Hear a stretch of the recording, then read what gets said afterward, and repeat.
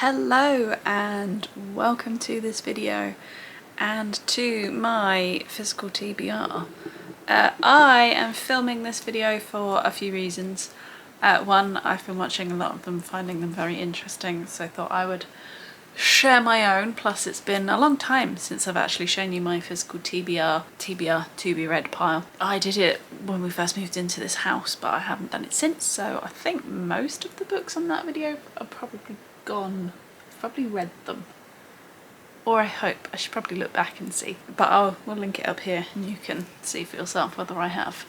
The second is I now have 49 books on this shelf, so this is the shelf of my I haven't read you yet, which is a lot for me considering I read about 60 books a year, so this is a year's worth of reading pretty much. And I also have loads on my Kindle, you know, out of sight, out of mind. I just sort of add them there and then they fester there for a long time. I feel like my reading taste is changing, so I'd like to get through some of these because some of them I'm not quite as interested in anymore, but I don't have the heart to get rid of them without reading them.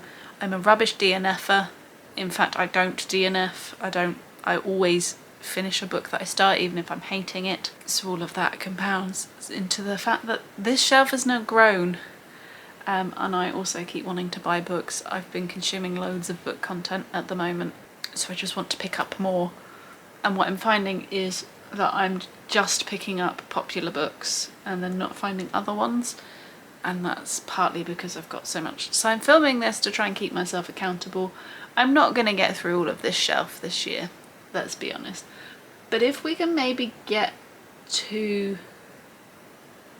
Right, okay, I'm going to bring you closer a little bit. I definitely want to get rid of these piles. If I'm just left with this and the bit at the top, I'm alright with that, I can cope with that. If I can get rid of the top and just be left with the shelf, perfect. Ideally I'd like to, you know, have read at least half of these books by the end of the year, but I don't want to set that as like a goal, because I might not reach it and that will upset me. But I'm filming this to keep myself accountable in reading a lot of this, because some of these books have now sat on here for nearly 2 years and it's time that they get read. Which, if you've seen any of my book reviews from this year, you'll know I am slowly each month reading the oldest book on my TBR. So without further ado, shall we get into the delights that is my shelf? I'm going to remove these, so these are the books that I have read or reading, so we can remove those, but they live here so that they're there for when I want to film my video.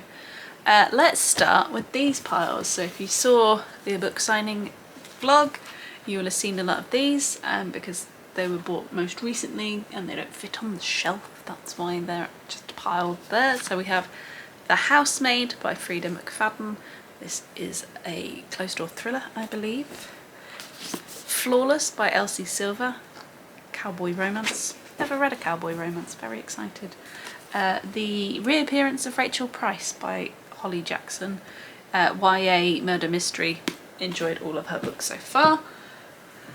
Let's pull this one over. So then we have Out on a Limb by Hannah Bonham Young, romance with disabled characters. One to Watch, I assume it's a romance.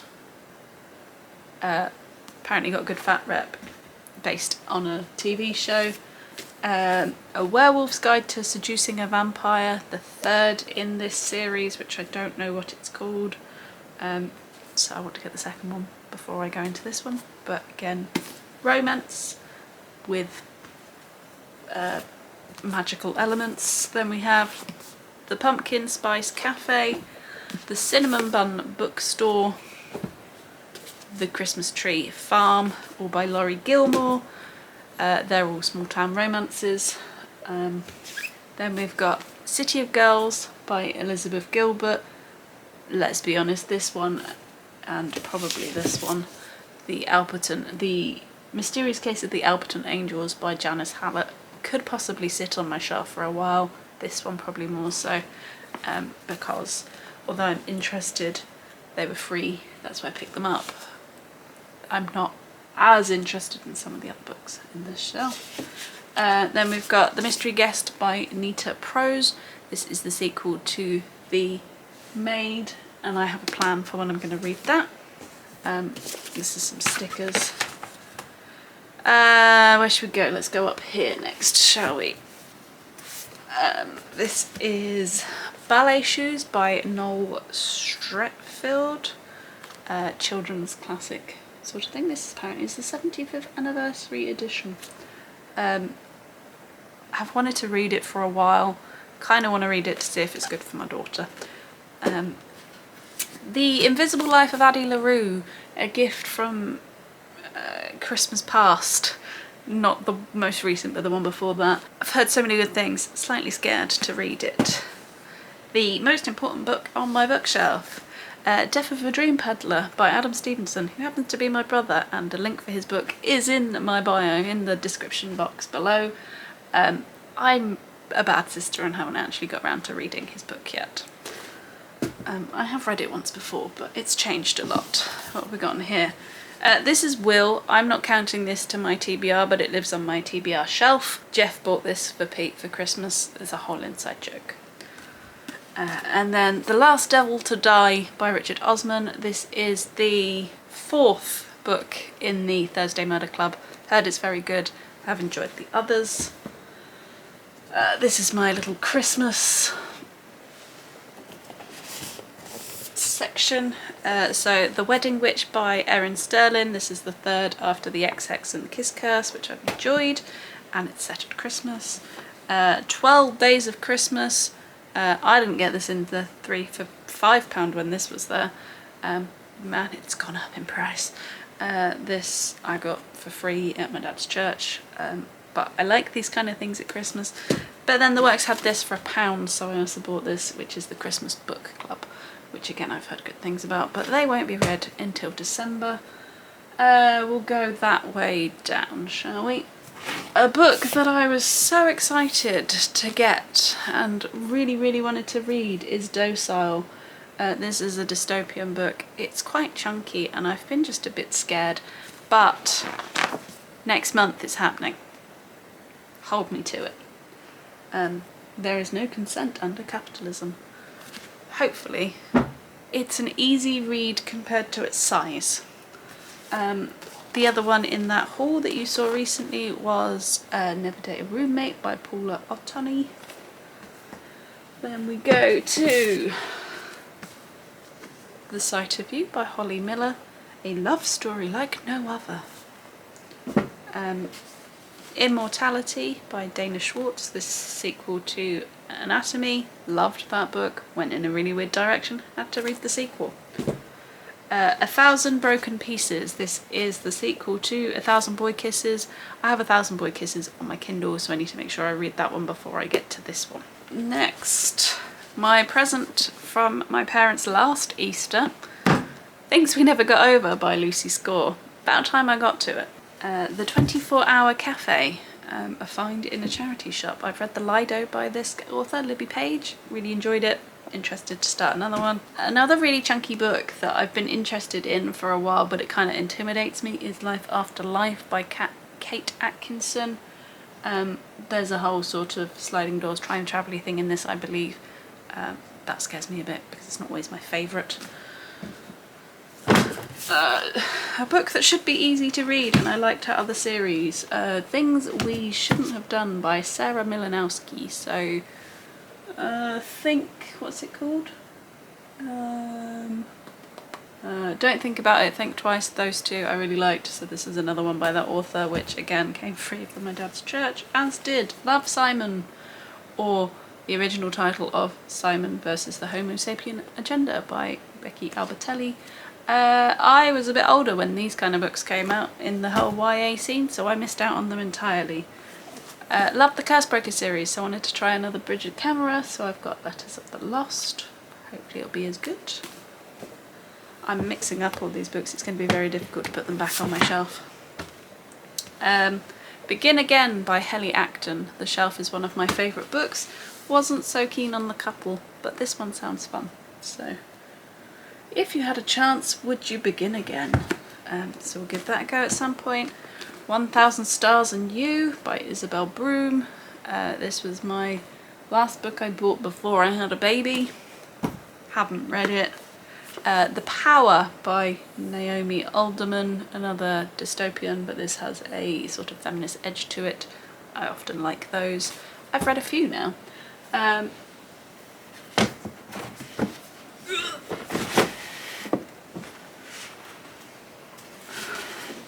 Books 1 to 8 of the Bridgerton series, which my mum has been reading and then handing over to me. Again, we're going to be starting that soon. Kingdom of the Wicked by Kerry I can't say her name now. Kerry Maniscalco. Yeah, hate the cover. Terrified of snakes, hate the cover. But the book sounded interesting. The second book in the, I don't know what this series is called, Mrs. Potter. This is Yours Carefully, sequel to Dear Mrs. Bird, which I really liked actually, and again I bought this for my mum and then she handed it over to me. Similarly with Great Circle by Maggie Shipstead. Sounds really interesting, but I'm intimidated by the size because it's not my typical read, unlike Lovestruck by Laura Jane Williams, which is my fairly typical read, being a contemporary romance. I bought this while I was pregnant. I think I have a vlog where I went and did all of that book shopping and went to see Winnie the Pooh, so I'll link that up there. I think all of the next books are also ones that I bought in that shopping trip. So I hate this cover because I can never read the title. The First Thing About You by Chaz Hayden. I got this for £1 in the Waterstone sale on that shopping trip. Thought it sounded interesting. A classic boy in a wheelchair meets girl love story. I've never heard of it, never heard of anyone talk about it. It rated well when I bought it, so we'll see how it is eventually. I Kissed Shara Wheeler. That's another one. And the last two books, Love on the Brain by Ali Hazelwood and After I Do by Taylor Jenkins Reid, which will be my next book that I read once I've finished my current one. Hopefully by the end of March. So there you go. I now have books surrounding me, which is always lovely, and an empty shelf. So I can actually put these back in an order that makes more sense than what they were in. But yeah, that is all of the physical books that I have to read. Please, in the comments below, if there are any that you think I should read immediately, let me know, because I'm also having a little bit of trouble trying to work out what books to read. Because there's a number of them. Again, if you've seen some of my book reviews recently, you know I'm trying to fit 4 categories. So I'm in a book club, so whatever that book is. The oldest one on my TBR, which said for March, is this. Part of a series, so that I can try and get some of those off. And what was the 4th one?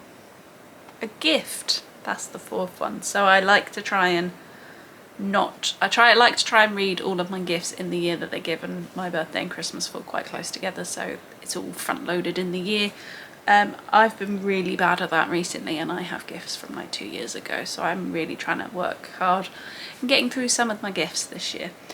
So yeah, if there is any of the books that you've seen that you think I should be reading straight away, let me know in the comments, and I'm going to try and prioritise them. So there you go, that is my physical TBR.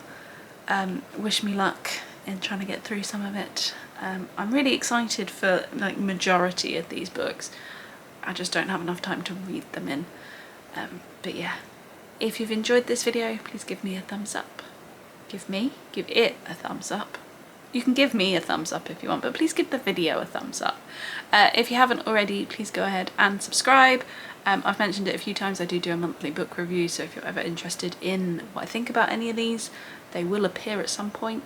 So click that subscribe button for those videos, and I will see you in the next one. Bye!